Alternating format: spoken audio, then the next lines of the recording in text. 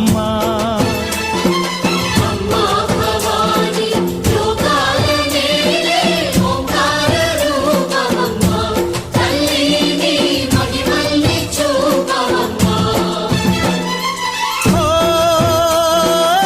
సృష్టికే దీపమా, శక్తికే మూలమా, సింహరథమే నీదమ్మా.